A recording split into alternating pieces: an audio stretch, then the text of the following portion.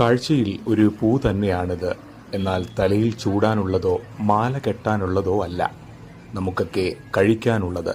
ഒരുപാട് പോഷക ഗുണങ്ങളുള്ള സെസ്ബാനിയ ഗ്രാൻഡിഫ്ലോറ എന്ന ഇനത്തിൽപ്പെട്ടതാണിത്. മലയാളത്തിൽ അഗത്തി എന്ന് പറയും. വളരെ യാദൃച്ഛികമായാണ് ഞാൻ ഈ പൂവിനെ കാണാനിടയായത്. കടയിലെ ആളുകൾ പറയുന്നത് അഗസ്തി എന്നാണ്.